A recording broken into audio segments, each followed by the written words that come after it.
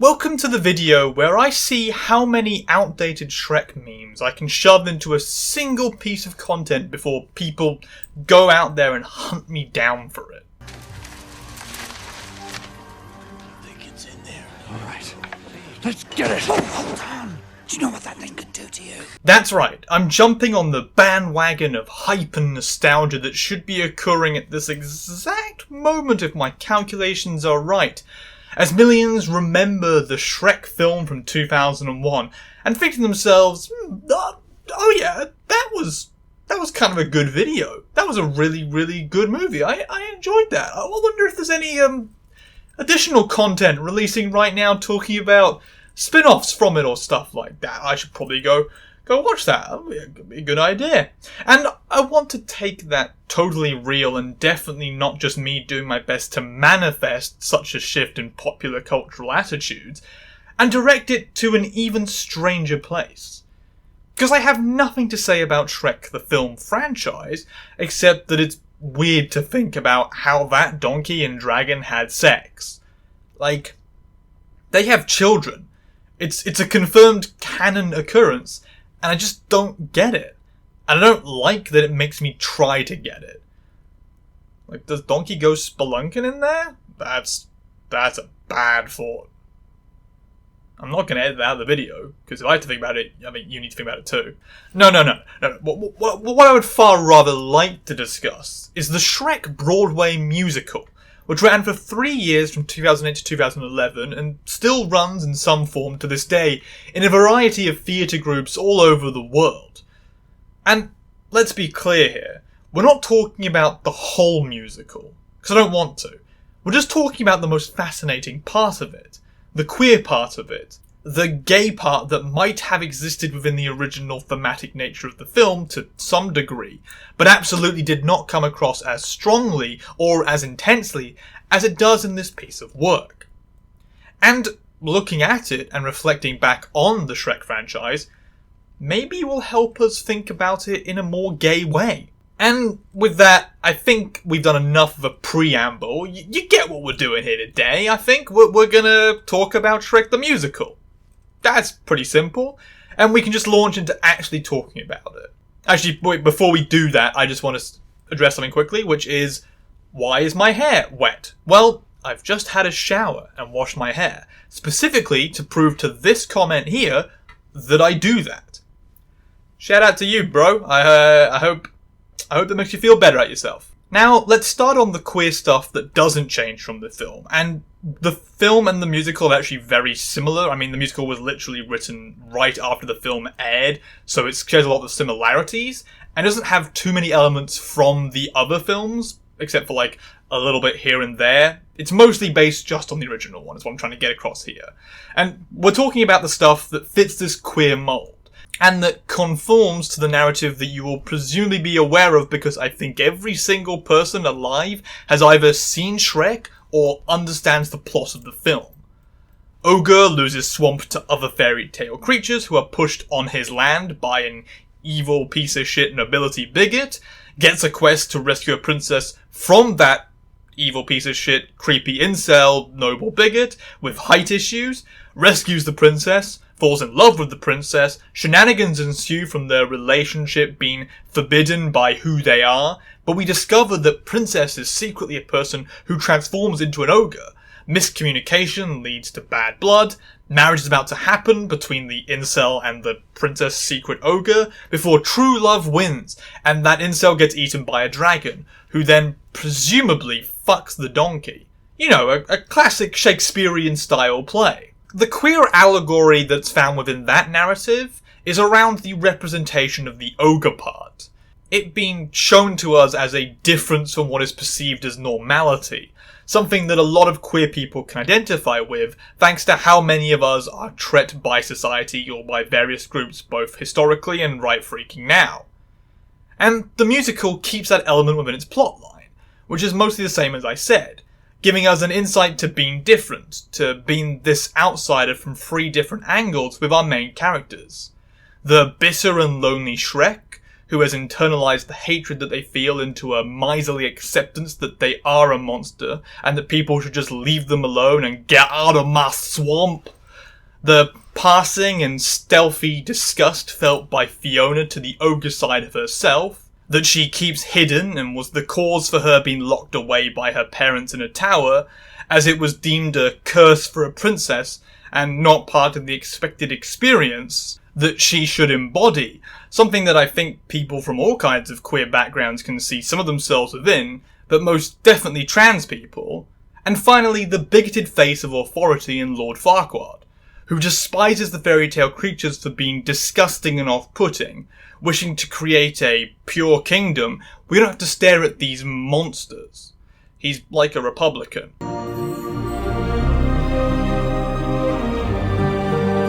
And all those elements are in the movie and the musical, but that's where the similarities end.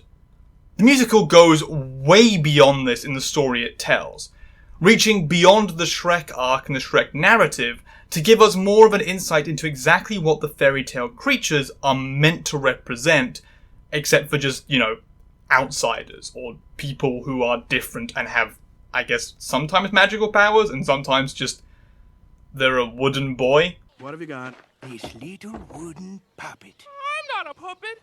I'm a real boy. Or pigs that can talk and build houses, although 66% not good houses. This begins rather immediately with the comment by the big bad wolf in the Story of My Life song about how they are a hot tranny mess, and the comments by the guards towards their status as a wolf who wears a dress. They tore my cotton granny dress and called me a hot and tranny mess. Now, this is actually what got me into the musical in the first place. It was a comment by someone who told me that this happened, and the musical was horribly transphobic because of it. So I went in with low expectations, but honestly, continuing to watch beyond that point, I'm not sure how you get this idea, really. Sure, the guards are transphobic, and the wolf uses a naughty word for trans people, but in this case, the guards are not the good people. And also, it's a sort of tongue-in-cheek comment by the trans character of the big bad wolf towards themselves. Contextually, it's not necessarily a transphobic narrative. It just might seem like that upon the immediate shock of the word being used. And that context of not actually being bigoted really does continue throughout the story that we're given around these characters. It can be seen, not just in the initial song of Story of My Life, which really lets us understand how these people have been mistreated for their differences and the way that they have ended up tossed together here in the swamp, but also within the song Let Your Freak Flag Fly, which is part of the arc of coming together as a community to overthrow Lord Farquaad and his anti-fairy tale regime.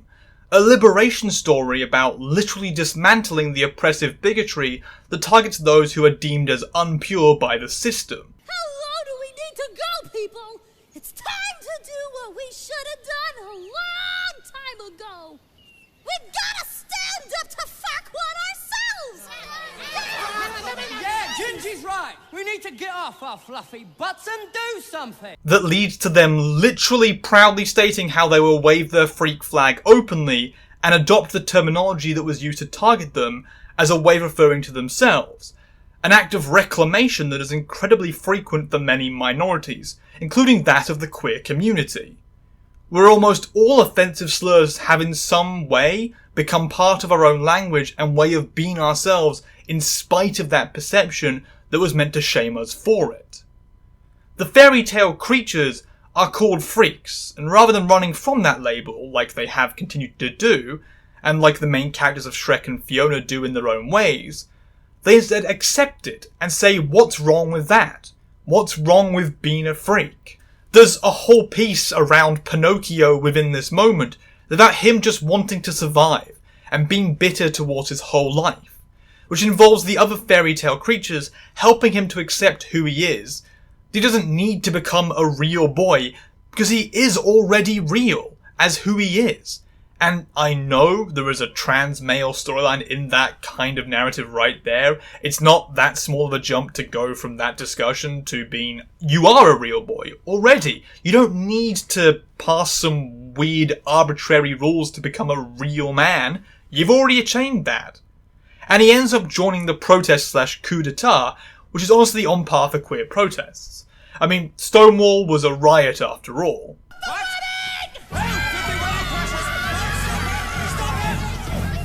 We're taking your abuse for the last time, Farquaad. Well, no more. It ends today. Oh, I told the piggy. We command our homes back and our rightful place in Duloc, right, guys? Yeah, you freaks! And all this ties into a further revelation that marks a distinctive difference from the movie, that of the end result for Lord Farquaad. While he serves as a tasty meal for a big lizard in the animated film, a perfectly fine and reasonable end for a despicable person who frankly gets what they deserve, the Shrek musical takes us in a different direction, instead choosing to reveal through a character's introduction that Lord Farquaad is himself a fairy tale creature, that he is the son of the dwarf Grumpy, and he was kicked out of home for not leaving the basement by the age of 28. Hi-ho! Daddy! Oh, Daddy. I suppose my invitation was lost in the mail. Well, maybe if you hadn't abandoned me in the woods. Abandoned you? You were 28 and living in my basement. What? People of Duloc, your leader is a halfling! No! Which, I mean, look, we all know that Lord Farquaad really is not beating those incel vibes that he has carried all his life, but Farquaad does his usual thing of being a complete tool about Fiona and freaking out about the fairy tale creatures, and ends up still, having his whole scene of having a meltdown and demanding the guards kill them all, and then gets ultimately killed by the dragon. In this case, charred to a crisp by her midway through his rant, and attempt to execute all those deviants. So yeah, the end of Lord Farquaad actually isn't that big of a difference, but the feeling behind it is significantly changed to the degree that I would comfortably argue that it does in fact evolve the narrative, confirming to us, the audience, that much of Farquaad's anger is almost directed from himself towards those who he wants to hate so badly because he doesn't want to accept who he is himself, is a much more well-constructed placement within that narrative of the Shrek-Fiona-Farquaad freeway relationship. And I don't mean relationship any kind of sexual sense or whatever. I mean more in just the connectivity between them. It gives us a look into the darkness and villainy that exists at the core of Fairy Tale creature who willingly throws the others like them under the bus in an attempt to fit in with society. A warning towards Fiona about what she could have become if she had continued down her path, and also a clear parallel towards those gay and trans individuals who happily align themselves with conservatives and the very groups who seek to restrict their rights and attack the community they are from, all in the interest of being chosen and picked, paid and used to make a point. Pick-me queers get burned to death by a dragon. That's what the Shrek the musical says. It's clear as day. What are you doing, you insolent beast? I'll see you drawn and quartered. I am king!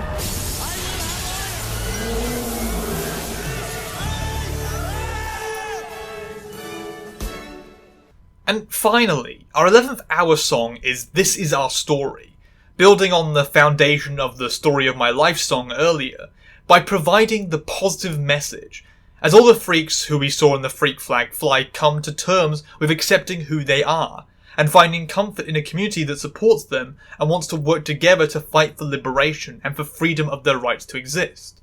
Including our resident big bad wolf, who was the initial impetus for me getting into this musical at all, and it ends with them finding that security, with them winning a victory against the system and against the people that were restricting them, including themselves, and the regime that was propped up by one of their own. Shrek and Fiona also come to terms with accepting their fairy tale status. Shrek is more comfortable with the idea that that's who they are and it's not a bad thing, and Fiona is comfortable with the fact that they are an ogre, and that's also not a bad thing. It's all proof that when the community comes together and works with one another, that they can overcome any obstacle, and that their differences and variances that make them freaks are also the bonds that bind them together, that let them find solace in others who are like them, and that being a freak does not mean that they have to live in a swamp or a landfill. It's about acceptance. It's about liberation. It's an incredibly pro-queer story. So those are the big story changes from the original Shrek film within the musical.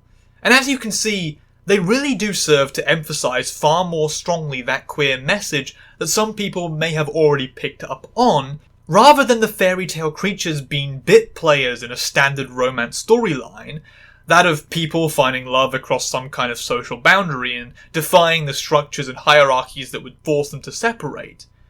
They hold their own in a secondary storyline that weaves throughout and accentuates the narrative of accepting who you are, and allowing that to bring you to happiness and to not let misery rule you in the cases where it'd be easier to just lay down and let the bigoted nobility trample all over you. The choice to illustrate that part of the story does feature significantly in improving that allegory, in feeding the queerness that was already somewhat inherent to the narrative. And it is, strangely enough to those who might have been turned off by how it starts, or who expect a low level of quality from anything produced by people about queer characters, it's a very positive message that comes out overwhelmingly on the side of the LGBT+ community. Something that is not necessarily a surprise, but is still a welcome result nonetheless. It's a good message, especially a good message towards queer acceptance and queer pride within a musical show that is designed, like many of these plays, to be watched by families, having humour that appeals to children and adults alike, and not being too racy with what it does, except for that tranny comment, I guess, and all of that is impressive and good to see. But it raises the question of, how did that happen?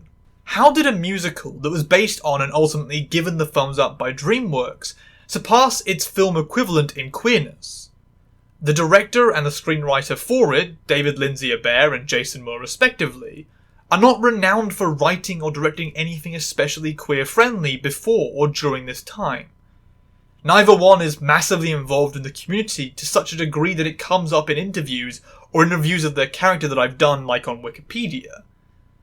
I mean, not more so than many other people involved in theatre, and I think that's the more important point of interest here.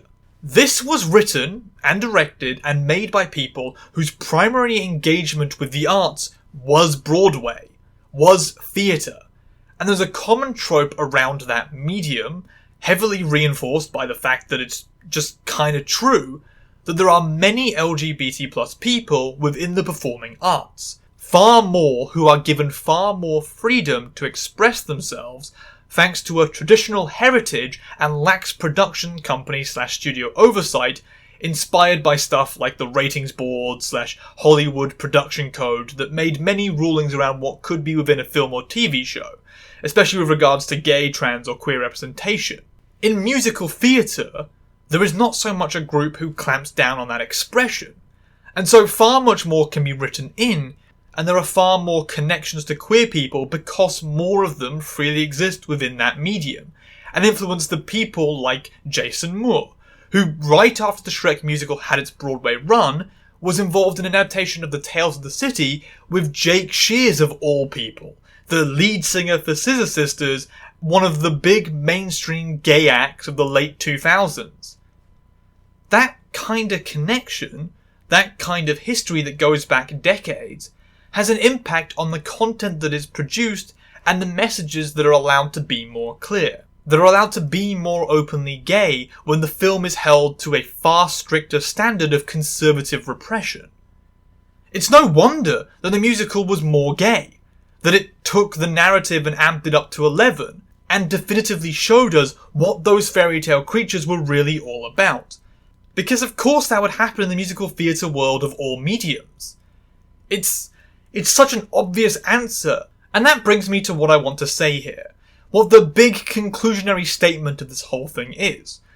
Which is that you should always be open to seeing queer allegories in many places. And that keeping an open mind towards something that might initially sting you with where you expect it to go with bigotry or transphobia or homophobia is a great way to find some representation or queerness that you might have otherwise missed. Shrek the Musical is not as concise or good a story as the film, I gotta be real with you here. But as far as nailing the fairy tale creatures and giving them a storyline of their own, rather than a relegation to a motivation in a more classical straight romance, is an improvement on the original. Also, I was thoroughly impressed by the skill of the guy who played Lord Farquaad, because he had these fake legs in front of him that were like attached to his own by rods, but he had to perform low to the ground to give the illusion that they were real legs, which involved him doing like dance numbers and conveying emotion through the legs in a way that was legitimately impressive for how strong his calves must have been. And so, no one from the gutter in Duloc. The sheer physicality of that performance in itself is incredible. But would I advise watching the musical if you like the film? Honestly, I don't think it can hurt, and you can find it quite easily on YouTube. It's a pretty fun romp, and like I said, it does some things worse while doing some things better. Of course, there's no Smash Mouth, so depending on where you fall in that divisive aspect, it may be a deal breaker for you, or it might be a reason to check it out.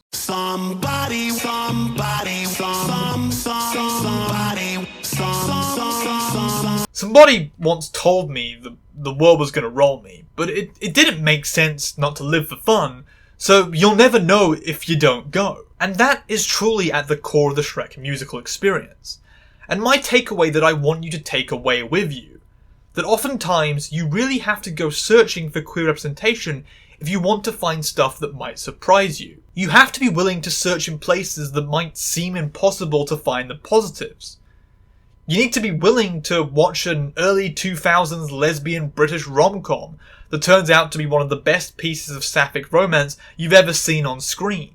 You need to be willing to consider a comedy about a cheerleader going to a conversion therapy camp as a classic of gay media.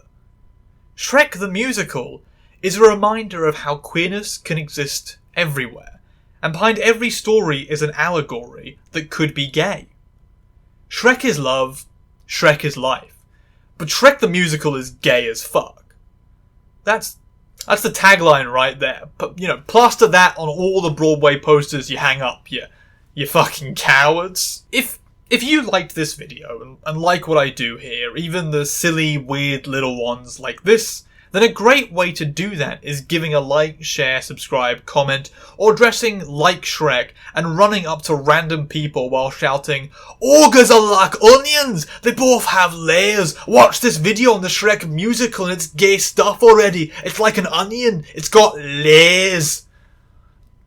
I apologise to the ogre community for my crimes. On the note of getting the show on and getting paid, if you really like what I do here, then the best way to support this is by joining the sponsors of this video, my patrons, who should be scrolling past the screen right now. While they don't get any benefits in the way of a Discord channel or private DMs from me, they do get a sense of helping to keep this YouTube going, and I'm assuming that has to be worth something to at least somebody.